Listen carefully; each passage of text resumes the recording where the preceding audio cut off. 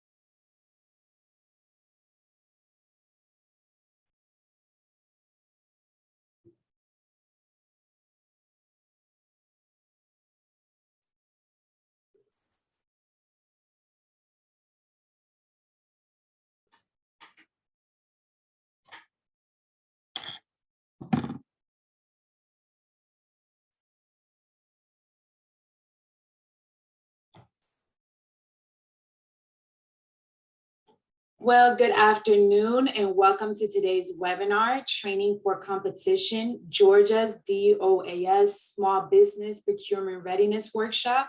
This is the fourth webinar in our Cronin Awards webinar series, and we'll be taking a closer look at one of the finalists for 2021. Thank you all for joining us, and we're glad that you're here. Our 2021 Cronin Awards webinar series continues this month on Wednesday, December the 15th, and it's on Learn How Tennessee Found a Way to Use Their Collective Data to Motivate Bidders to Reduce Cost Proposals. Join us for the webinar using your leverage. Tennessee's ordinal ranking for negotiations registration is open. And all you have to do is visit www.naspo.org to register and look for the webinars tab on the left side of the page. And we look forward to seeing you there. At the close of today's presentation, you will be asked to complete a brief questionnaire. Your feedback is very valuable to us here at NASPO. And so today's presentation is good for 1 contact hour. To get your certificate, simply complete the questionnaire following the presentation. Before we begin, I'd like to take a moment to explain the format of today's webinar. All attendees must be muted. You can enter comments and questions in the chat box. If you would like to ask our presenters a question, you can type it into the Q&A box at the bottom of your window. Questions will be addressed during the presentation. And so we are really pleased to introduce our speakers today. We're honored to have with us Mary Chapman, who serves as the Interim Chief Procurement Officer and as the Director of Policy, Training, and Outreach for the Department of Administrative Services, State Purchasing Division. Mrs. Chapman has more than 14 years experience in state government procurement policy, contract negotiations, program management, and implementation of major projects. Our next presenter is Julian Bailey, who is currently employed as the Communications and Supplier Outreach Manager with the Georgia Department of Administrative Services, where she is responsible for communications and supplier outreach efforts for the State Purchasing Division. Mrs. Bailey has more than 20 years of work experience in the marketing, communication, and outreach areas, and has successfully trained thousands of business owners on the procurement process and systems in Georgia, including Team Georgia Marketplace TM and the Georgia Procurement Registry. And our last presenter is Caroline Ramon, is the Director of Specialty Programs for the UGA SBDC. In this role, she oversees the International Trade Center Multicultural Business Division in the new UGA SBDC Center at Morehouse College. Caroline is an experienced small business advisor and certified federal procurement instructor with an extensive history of launching business enterprises and designing internship training programs and partnership with nonprofits organization in Georgia. And so NASPO is really grateful to have you guys here. And now we'll turn it over to you, Mary. Thank you, Nellian. And hello from the state of Georgia. We are delighted to be with you this afternoon and share more information about a brand new training program that we've put together together with our educational partner, the University of Georgia Small Business Development Center, Multicultural Business Division. This has already had a wonderful impact on our small business community. And we hope that the information we share can be helpful to other states in their work with their small businesses.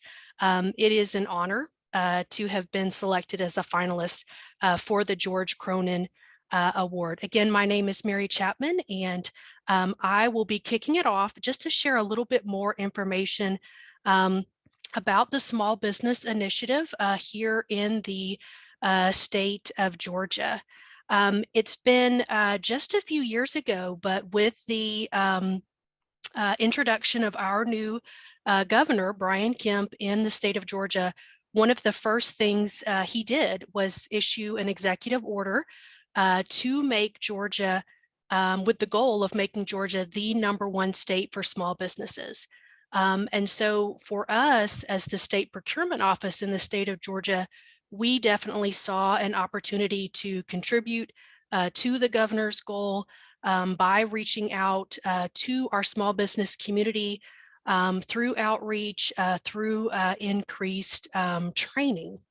And I know that we're similar to some of our sister states and different. Georgia actually does not have a set-aside program in state procurement for small businesses. And so we knew that we had to make a difference in the small business community in terms of what we could do to make it easier for them to participate in the state procurement process. So we worked together with the Georgians First Commission and one of their consultants to really speak to the small business community and get an understanding of what were some of their challenges in participating in the state procurement process. And some of these, I think, will be very similar to what small businesses may be experiencing in your state. We actually did a focus group following one of our supplier training sessions where we asked small business owners if they would give us some insight into what their experience had been in state procurement and some of the things that were a challenge or a barrier to them. So some of the things that we heard were limited time and staffing resources. We all know that state procurements, they can be very complex, lengthy, lots of documents to review. Maybe you have to interact with a bidding system that may or may not be very user-friendly. So if you don't have dedicated staff to do that work, review the procurement documents, understand the system, that can definitely be a disadvantage to you as a small business. We also heard from our small business owners complex or very restrictive solicitation requirements. That can be a challenge to our small businesses as well, based on their experience, based on their capacity. Limited understanding of state procurement rules.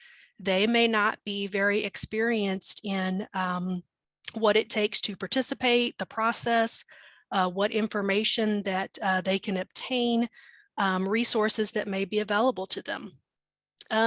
We also heard from small businesses that they had business development needs, and maybe they also needed assistance with access to capital.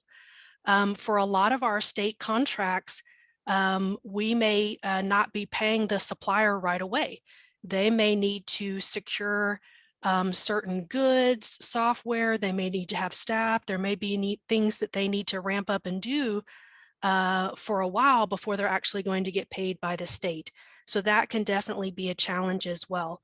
So when you look at this list, we knew that there were some areas we could really impact from our state procurement experience. We actually have a very strong supplier training program that we offer to give additional support when it comes to understanding our procurement rules, navigating our bidding systems, but we are not the experts when it comes to business development needs, access to capital, some of the things that our small businesses really need.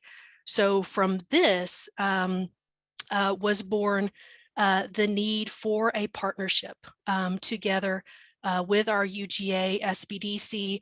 They truly have the knowledge, the expertise for what small business owners need to develop their business. And we knew if we could develop a training program that had the best of both worlds, that would have the impact that we're really looking for. So with that, I want to bring in Carolina to really share what it is that the SBDC is all about and the services they offer to our Georgia small businesses.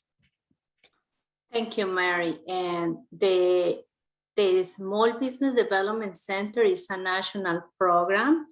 And I will start just to speak a little bit more about the SBDC in Georgia. The UGA SBDC is goal or mission is to enhance the economic well-being of Georgia by providing educational resources to aspiring entrepreneurs and established businesses. And we do this through training and business consulting. If you want to partner with an SBDC across the state and probably create a collaboration where they can help you to develop a business development program or provide a one-on-one business consulting to your suppliers, you can go to the Americas SBDC. If you can see now, the website is there. So the Americas SBDC is the association that represents America's National Network of Small Business Development Center. And once again, the mission of the SBDC program across the country is to help individuals to start their own businesses or work with established businesses. The SBDC is partner program or is a resource partner program of the SBA, and is hosted by a university or a college, a public university. So a little bit more about the program. So the program, as we mentioned before, is the Georgia DOAS Small Business Procurement Readiness Workshop is a business development program designed for established businesses and emerging companies with at least 2 years of ongoing operations and a strong desire to conduct business with the local government, with your states, counties, or with the federal government. The goal of the program is to help the business owners to understand where to compete and how to compete, and that they know how to create that financial and operation capacity if they are not ready yet. So one of the things that we established with the Department of Administrative Service here in Georgia was that the recruitment is an important thing to the success of the program.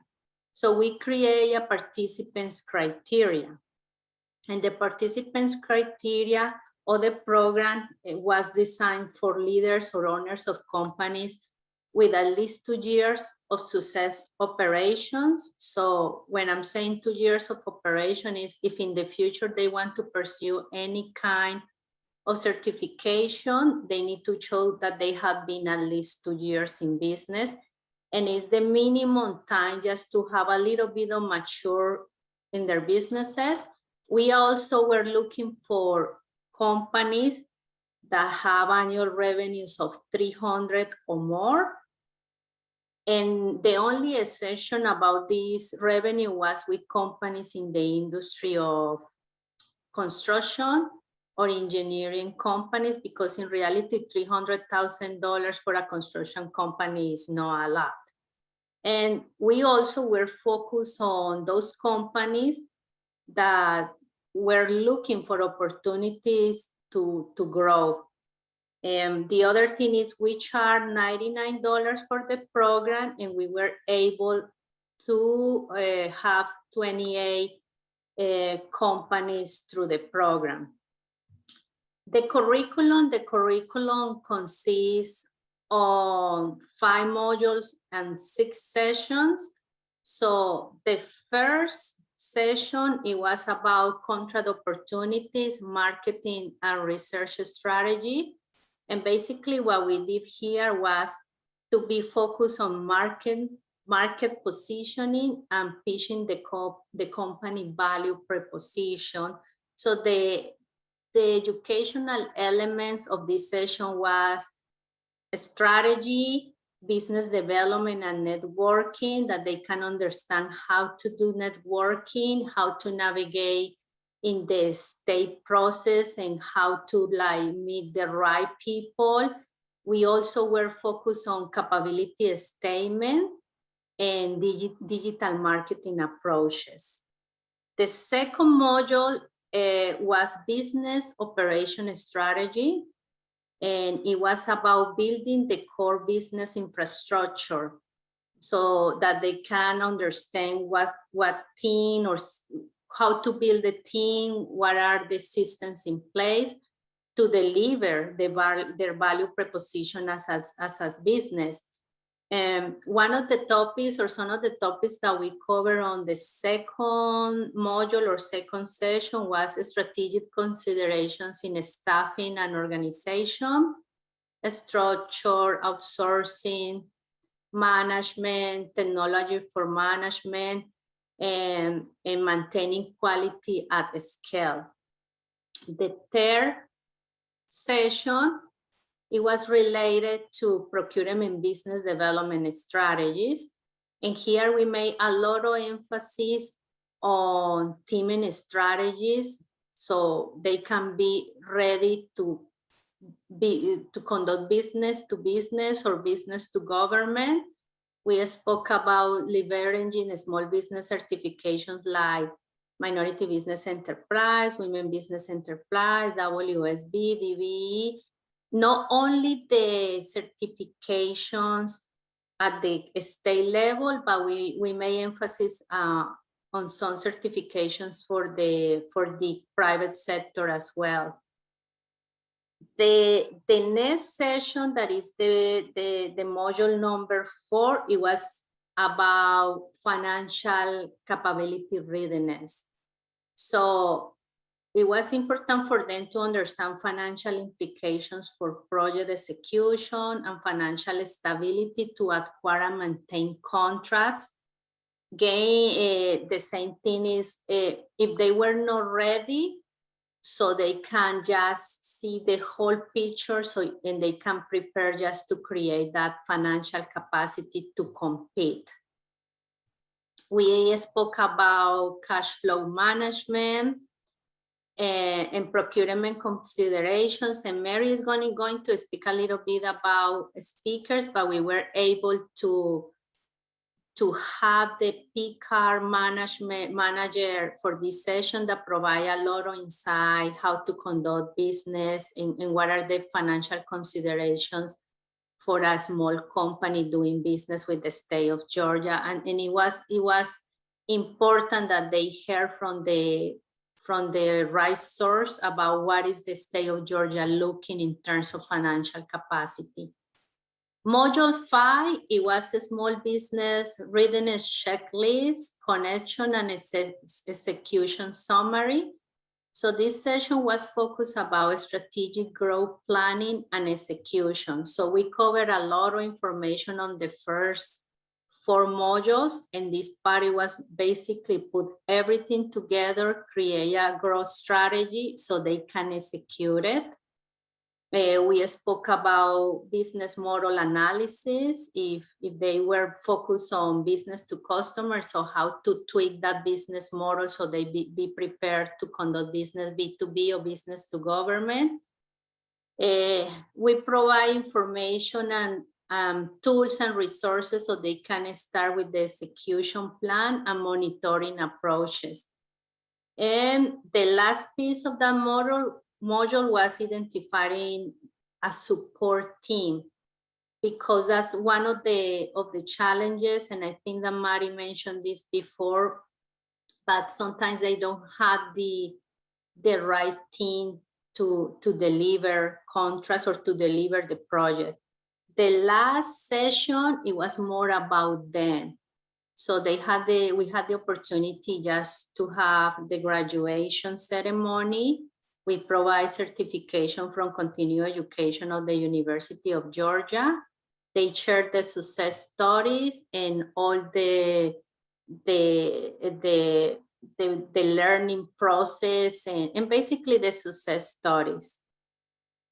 But that's everything about the curriculum, and Mari is going to share more about speakers and partnerships that play an important role for each of the sessions. Thank you. Thank you, Carolina. So as you just heard, we had a very robust training curriculum, and our small business participants had to commit to multiple sessions. And so because of that, it was important for them to have some skin in the game. Carolina mentioned the fee for registering. And so that was definitely a balance between making sure they're committed, they're invested, they're going to spend their time, but also making sure that it's not a barrier to their participation, which was really important. And one of the things that helped us keep the costs low for the program so that we could have a very minimal registration fee for our suppliers was the fact that we used our own in-house talent here at State Purchasing. We used our own SMEs to be speakers when it came to procurements, contracts. Carolina mentioned our purchasing card program, P-card program that we have here in the state of Georgia. You know, Julianne and her team, when it came to our supplier training resources, we brought in our IT team to help us with systems. So we definitely used our own in-house talent as speakers in this training program. And we had, you know, the support and commitment from our leadership because of how this was, how important this was to make that. Carolina made her team available to us to really bring their knowledge when it comes to helping small businesses develop the things that they really need to know to be successful, you know, having a business case, understanding how to market. And then what we added to that, and I think this is one of the things that really makes our Georgia program unique, is we also brought in sister state agencies. We brought in local government representatives. So one of our sessions actually included a panel discussion where we had representatives from our technical college system here in the state of Georgia, our university system of Georgia, which is all of our public state colleges. We had the city of Atlanta. We had our Atlanta housing unit. And then we added to that expertise from the private sector. And Carolina and her team were a huge part of making that bridge, making that connection for us so that they could support us. So Invest Atlanta, Access to Capital for Entrepreneurs, Now Corporation, just a few of the examples. So there's a lot of training out there for our small businesses, but it's hard to find one training series that's going to have experts from state procurement, small business development partners, state and local government entities, and the private sector. So we really think this is one of the things that was very valuable to our small business participants, that they got all through one training program. I think it gave more value in terms of the breadth of knowledge, and then also again was something that kept our costs low and made it affordable. So let's talk a little bit more about the logistics itself. Let's move into the course structure and delivery mode. So this was a series of multiple sessions that Carolina just mentioned. We did we launched this earlier this year it was actually February of 2021. And so because this was, still in the middle of pandemic, we did conduct this 100% virtually through Zoom. We had access to Zoom already. So again, that was another cost that we were able to keep low. We had our sessions every other Thursday during the month. That did two things for us. One, it did break it up a little bit for our small business participants because again, we know and wanted to be aware of their time away from their business. This also gave us some time in between for some of the preparation and logistics we needed to do as we prepared for the next session. Each one of the sessions, we ran it from 9 to 12:30. So again, because it was virtual, we were also thinking about what was the right time period that we could keep people connected and engaged before, before it might be a little bit too much. We incorporated a host of things to keep them engaged, pre-work activities, remote participation. We gave them live instructions, and there were learning activities. So there were things that they had to do on their own, whether it was going out to a website and searching for information or reviewing certain material that we had given them and being prepared to discuss it. So that made it more interactive, where they weren't just listening to a lecture the entire time. Something that was definitely helpful was Q&A. So we did encourage questions throughout, and we had a lot of questions from our participating small business for our speakers. We had breakout sessions, so that was helpful too. So Carolina mentioned we had 28 business participants, so using the breakout sessions in Zoom allowed them to be in smaller groups where they could have more discussion. And then we definitely sought their feedback through a survey process, and Julianne's going to talk about that a little bit more. Carolina mentioned the opportunity for networking and collaboration, and that was really important. One of the things that we actually asked our small businesses as they registered is, are you willing to share your information with other participating small businesses? So we did see communication between them, some opportunities for them to potentially work together.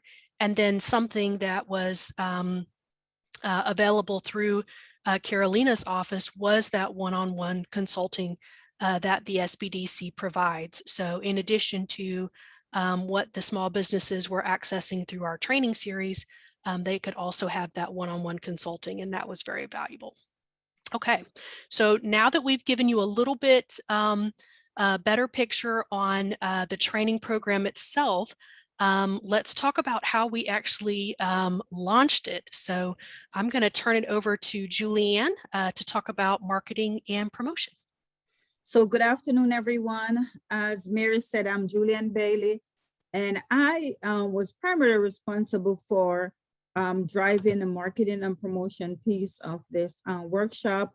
We put together, of course, a marketing plan with just different activities that we're going to be focusing on in ensuring that, for one, the information was getting to the target audience, the audience that we targeted. As Mary and Carolina said, this was a very structured program with a limited number of suppliers who were pretty much invited to participate. So we wanted to make sure that it was reaching the right audience.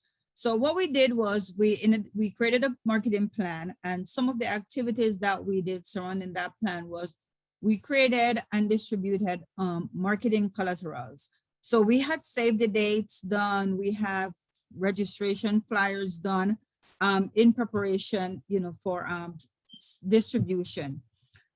We developed a web page under the small business tab on the DOAS website. So on the main DOAS website, we also have a small business page.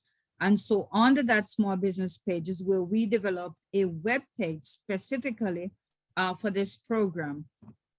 We also shared marketing materials that we developed with our outreach partners and other organizations. So, you know, of course, the SBDC, as Carolina mentioned, there are 18 different SBDC centers in and around the state. We also work with other organizations such as the Georgia Tech Procurement Center. We work with some of the local chambers, different organizations charged with working with small businesses, or local government, different cities, states, entities. And so we share all this information with them so that they're able to share it with the clients or the businesses that they are working with.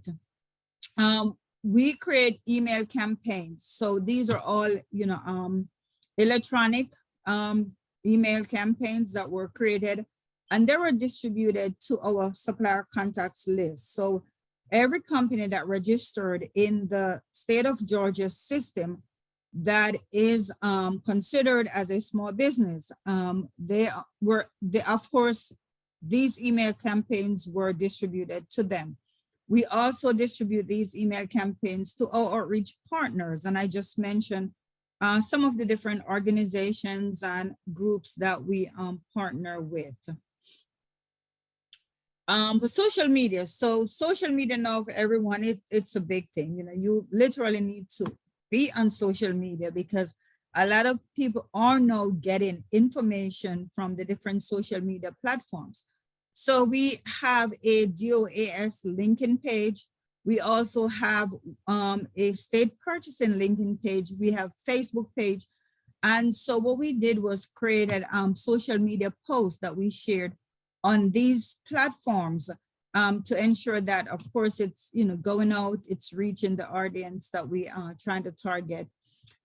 We had small businesses that are registered in the state of Georgia that have done training with us. They have participated in our other conferences. They have won contracts. So we had these small businesses recorded testimonial to talk about, you know, what it is that, you know, they do with, they, you know, have done with us, how we help them, and to kind of share their success stories in working with us and with our partners. And so we share those again, you know, in various platforms. We share them in email, on social media. We partnered with the Georgia State University, SBDC, and Business Radio X, where two small businesses that were successful in winning state contracts were actually interviewed to talk about, you know, the process, you know, how did they, or were they able to win these contracts and the work that they have been doing with the state.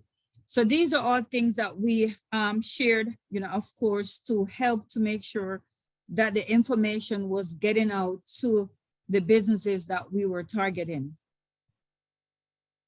And so the results, so we had rapid results through, of course, a partnership with the UGA SBDC Minority Business Division, because they already have resources in place, as Carolina talked about, you know, the different things that we do. They have resources in place that we don't have. And so it was really good for us to have the program launched with their partnership. We use the virtual technology. Mary talked about, you know, how the program was done virtually. And so what that did was it helped to reduce the cost and, of course, participation barriers, because now, so this program wasn't face-to-face, it was virtual. So we had companies across the state who were participating. So there was no barrier in regards to, well, I'm not able to travel to the location because this is a face-to-face program. They were able to participate from wherever they are. There's an online application process where they have to, of course, qualified. And Carolina talked about the criteria, you know, for them to get qualified for this program. Of course, I talk about the digital marketing that we did through our social media.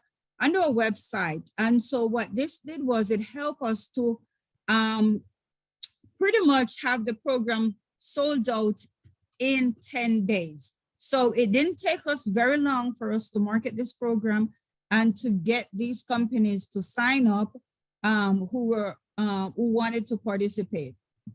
Combined state, procurement, small business development, and industry expert in one platform. So now we have all these folks on the one platform, pretty much providing the information our small businesses need to help them succeed. And so small businesses, they share their lesson learned. They talk about the success stories. Well, some of the successes that they have were some of the suppliers prior to the program, they were not registered in our system. So we were able to get them registered. They have a better understanding of how to go through the bidding process, how to participate in the bidding process. Their understanding of the elevator pitch, of course, was improved because now they have gone through that in the program. And so they know how to pitch their businesses to the different organizations or entities that they're trying to work with. And of course, they were able to get their capability statement done. Carolina talked about marketing strategy. So all of this were as a result of the training that was provided to these businesses. And in the end, we had 3 business owners who reported that they had received new contracts at the end of the program. And there was a 4th business owner who actually established a referral agreement with an entity. So how do we measure, how are we measuring success? So in addition to what was shared with us from the suppliers that participated, after every session, there was a survey. So a survey was sent to each participant to get their feedback, to get information on what it is that they would like to see coming up. And prior to that session, we would have a recap. So there would be a recap. And if there were things that they wanted to get more information on or to discuss, that was an opportunity for them to discuss that prior to the start of the next session.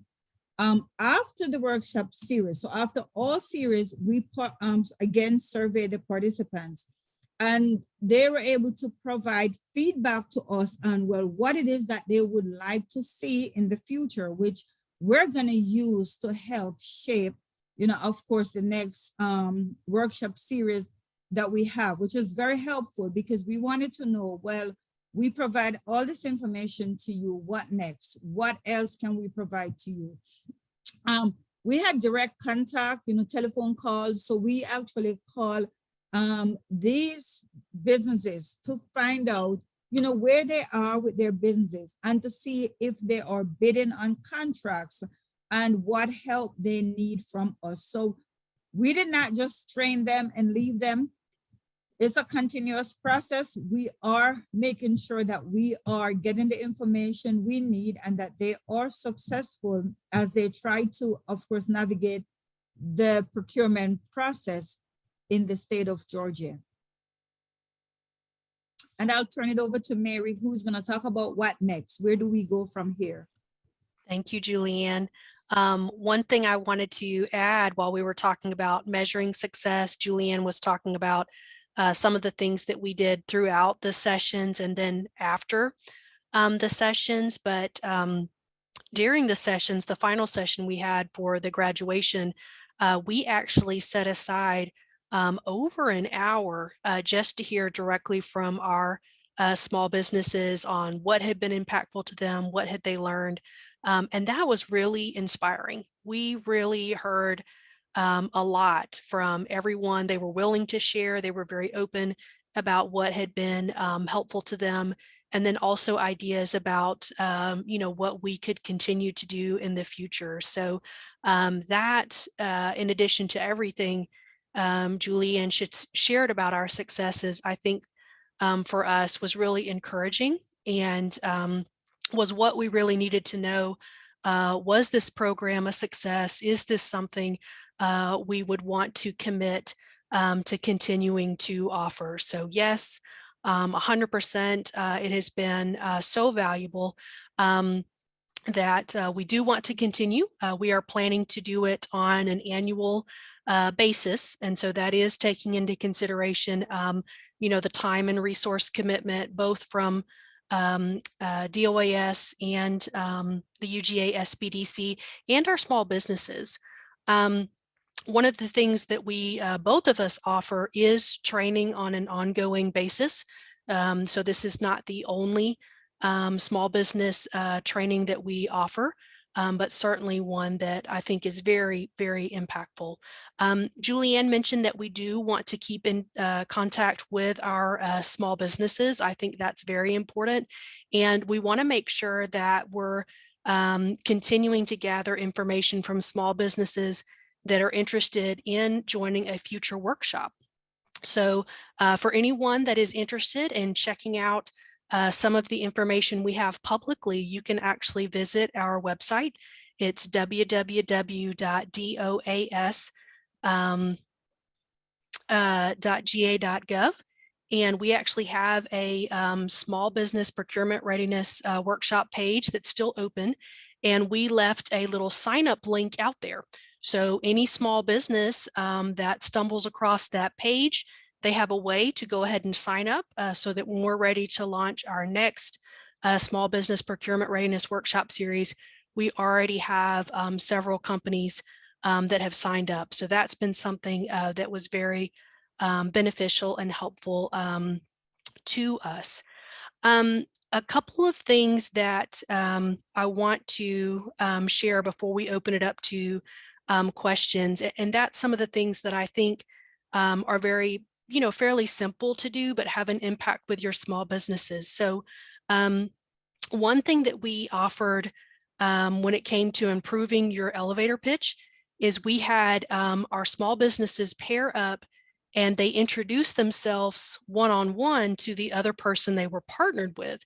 And then when we came back together as a group, the other small business had to introduce them. So you were not introducing yourself to the entire group, someone else was introducing you. So that was a very interesting and effective way to test out how effective is your introduction and your elevator pitch. Are you actually getting across to the person that you're introducing yourself to, what it is that you do, what makes you different? So that was actually something that was a really helpful exercise. And then something else that I loved that Carolina and team did was they actually took some examples of capability statements and helped the small business owners improve them, and then shared that as an example to the other attendees so that they could also see that and make improvements to their own. So just a couple of examples of some of the things that I think were very helpful to our small businesses.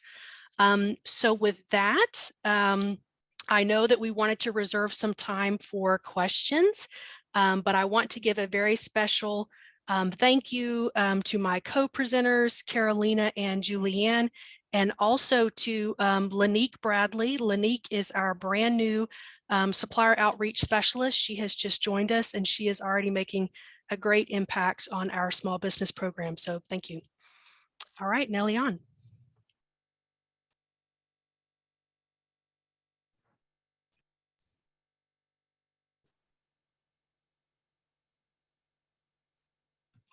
You are on mute. Oh, you're on mute, Nellie Ann. I am sorry about that. Thank you so much, Mary, for that. It's a great presentation. And one of the questions that we actually had is, what is the biggest challenge that you guys faced or small businesses faced during the pandemic?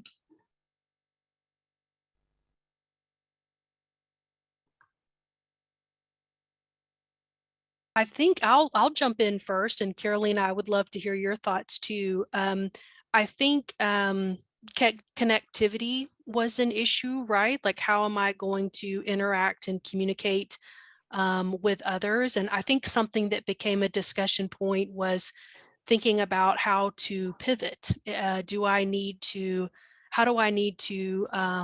adapt? Is there something that I can offer that's a value add that I couldn't previously before the pandemic? So one example I'll share is, prior to the pandemic, we weren't using virtual hosting tools at all. And we actually took all of our training that used to be in person, instructor led, and transitioned to virtual delivery. So there were new opportunities that came out of the pandemic that weren't there previously for certain customers, and for small businesses to think about how can they pivot, or what new opportunities were there for them that may not be there depending on what their line of work was. Carolina, what would be your thoughts there? I would say that in terms of business owners, one of the challenge was that they were not ready to start selling or having to be part of a digital community. So especially for companies that provide services, so the challenge or have a presence online and be familiar with like digital marketing or digitalize everything was a challenge for them. Of course, access to capital has been always a challenge for startups or for established businesses. And I would say the lack of a structure was a big challenge for small businesses when they want to apply for PPP or for any of the recovery loans, because they don't have the structure in terms of business taxes records. Those were the main challenge here in Georgia, and I would say the lack of a structure and lack of records to apply for all the disaster loans. Mary, can I add, do you mind if I add to that, Mary? Please. All right, so Carolina just mentioned something that I hear all the time from companies, and just recently I was talking to one of our small businesses, and I think being able to pivot from the regular marketing ways, the way they were marketing face to face, using brochures, meeting with folks and sending out information to folks. Now they realize that they have to change that way of marketing, so they have to get on all these digital platforms that are available. And so especially those the older mindset, folks who have the older mindset, they're really struggling with trying to figure out how to navigate social media. Do I need a YouTube channel? How do I now reach my customers in this digital age? Do I need to hire someone to focus on the social media piece, the digital piece? Well, no, my brochures are not as effective as they were. I have to figure out now, how do I do, say, for example, online newsletters, because now, it's a change, and it has changed so rapidly for them. A lot of folks weren't, the change has been coming, but what COVID did was just pivoted, where they literally plunged from doing this. So before, I was meeting with folks face to face. I was handing out my capability statements. I was handing out my brochures. I was handing out my business cards. Now here we are in an environment where we don't even need business cards anymore, right? Because I'm not meeting face to face with anyone. So that's what I hear a lot when I, talk to most of the small businesses.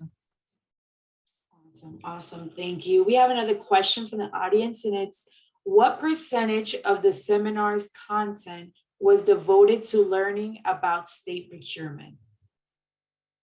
That's a really good question. I'll jump in on that one. So there were at least 2 of the modules that were focused almost entirely on our state procurement process, the bidding threshold, our systems, the importance of registering as a supplier, tips and tricks for doing so, the NIGP codes that you need to select.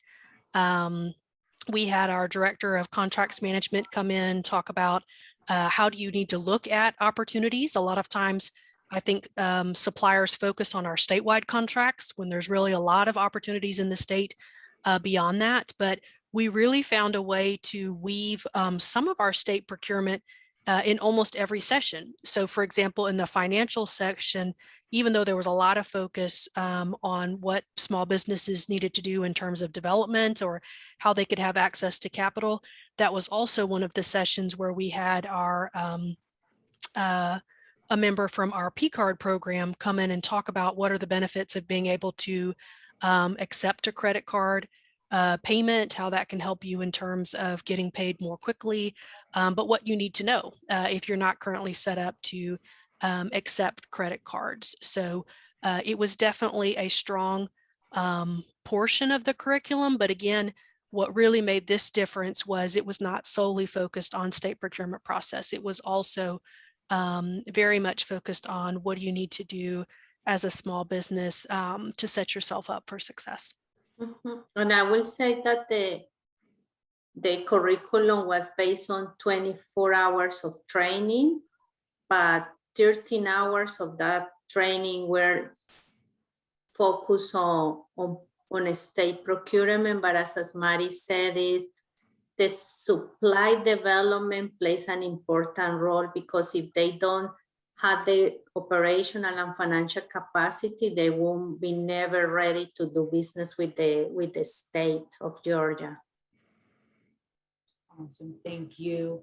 Another question is, in the future, would you consider running a similar program, but with a less restrictive entrance criteria, like annual revenue, years in business, etc.? I will say no, and I will tell you why. Because as I mentioned before, the success of the program is going to be, or part of the success of the program is going to be recruitment. It's when you go to graduate school for your MBA, if you don't have the experience, if you don't have the basic technical knowledge, you will be lost with the content. So it's the same case here. The participants needs to be at a certain level that they can understand. When we are talking about marketing, that they can understand capability statement. When we are talking about financial capacity, they have the mature and understand cash flow and challenges. And at the same time, they need to be at the same level of the other participants so they can share challenges. So from my personal opinion, I will say no, but I don't know, Mary, we had this discussion as a team before. Yeah, and I'll just, I agree with what you shared, Carolina, but I will share for our other state procurement officers out there, that was definitely a shift for us, because our supplier training that we've done in the state procurement office, it's open to everyone, come one, come all, it's free. But the time commitment was, an hour and a half, 2 hours. So with a program like this, where it's this many modules, it's this many hours per day, the amount of effort that went into putting it on, it's not something we can do every month like we can do with our recurring supplier training. For all those reasons, it really made sense to be very thoughtful about who would have a seat in this training program, and for the exact same reasons that Carolina mentioned, which is who is going to benefit the most from this, who's ready to actually take action. And we definitely saw that in the results of the program. I don't know that we would have had that same result if we had taken an approach of just saying, well, anybody could participate. Yeah, great question, great answer. Two more. One is, do you plan to follow participants in the future? Julianne, do you want to take that one? And you're on. Sure, thanks. Okay, thanks, Mary. Sure. So that's part of our what next. So what we plan to do is to pretty much keep abreast of what the participants have been doing to kind of see how, you know, they are working their businesses, what help they need from us. Just had a discussion last week with a couple who pretty much kind of tell us what it is that they need. And so the plan is to make sure that whatever information they need, someone said, well, I have these contracts and I need to figure out how to get, information on loans. So we have organizations that we partner with that work with loans. So what I do is connect, them based on their needs. So connect them to who needs, who can help them. There are others who might not need any help from us, right? Or who have all the information they need. So, but to answer your question, yes, that's something we plan to continue doing to make sure that they are getting the information they need and they're getting the connected to who they need to be connected to. And I would like to add that the beauty of this partnership between DOAS and the SBDC is the one-on-one business consulting. So please keep in mind that this is not only a training, this is a program. That means that we are covering all the training and the technical knowledge, but then we meet in a one-on-one basis with these business owners to work on the specific needs of those businesses. It can be they want to learn more about joint ventures, they want to learn more about alternative financing for contractors. And as Julian said, we work with other partners, for example, Now Account that help them with factory loan, that is a specific loan program for contractors. So it's a loan relationship. This is not a transaction. You get the loan and that's it. No, this is transformational consulting where we create the relationship with the business owners and we are helping them through a process. Wonderful. And then our last question is, does Georgia have a definition of who is a small business? If yes, what percentage of Georgia's annual procured spend do these small business win? That's a good question. So one of the things that we definitely discovered through our work at the beginning of the project with the Georgians First Commission is every state has their own definition of small business. So for Georgia, it is either less than 300 employees or I'm sorry, 300 or less employees or 30 million or less in annual revenue. And that is a higher threshold than some of our sister states. And so there was some discussion around whether or not Georgia might consider changing its state law, but that has not happened yet. One thing that did happen effective in July of this year is they did introduce tiers. So we now have 3 tiers within that overall Georgia definition of small businesses. And so we're actually going to start tracking the number of small businesses we have registered within those 3 tiers. And then also if we can spend within those 3 tiers. And I think that may also be helpful to our decision makers in the future about Georgia's current definition for small business. I'll be very honest with the question about spend. That is definitely one of the areas that's been very tough for us to track in Georgia. Georgia does not have a required certification process for small businesses. It is self-reported to us when they go through our supplier registration process. So we've actually discovered going through our registration system, some have answered in a way that tells us they are a small business based on the number of employees they're reporting or based on the amount of annual revenue, but yet they're not marking themselves as a small business. So we've actually done some cleanup in our supplier registration system this year to try to update those records, that if they meet one of their criteria, go ahead and mark them as a small business. Another challenge we face is Georgia's competitive bid threshold is under $25,000. So if you want to do business with the state, you don't have to get registered with us. You don't have to participate in a competitive bid if your transaction is less than 25,000. And that's definitely an opportunity for our small businesses. And when they were getting set up for payment, we weren't collecting the small business status definition. So that's something we've worked together with our Georgia State Accounting Office to improve. So going forward, we're trying to capture small business status, even for those suppliers that are just getting set up for payment. So I'll give you a rough estimate. So going back to fiscal year 19, we're estimating, and I think this is a undercount, right around 77 million in spend with small businesses. If we look at just Georgia resident small businesses, we were around 55.6 million. But again, I think that's very underestimated based on some of the challenges we've had with our small business tracking. So if anybody has some great ideas or solutions from other states on that, we welcome it. Well, wonderful. Well, thank you so much. Those were some great questions. So today that concludes today's presentation. And I want to thank our presenters again, Mary, Carolina, and Julian. Thank you so much for your valuable information that you shared today and for working here with us at NASPO to bring it to you.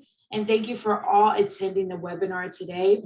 You will receive a follow-up email containing today's slides and materials. Remember, this webinar qualifies as one contact hour for continuing education. To receive your certificate, simply fill out the survey in your browser window once you've exited the webinar. This webinar has been recorded and will be available for viewing on the NASPO YouTube page in the coming days. Questions entered into the chat and Q&A boxes have been saved, and we will try to follow up via email for anyone's not addressed during the presentation. Thanks, guys, again, and it was a great session. I hope everyone has a great day. Bye. Thank you so much. Bye-bye. Thank you so much. Bye, everyone.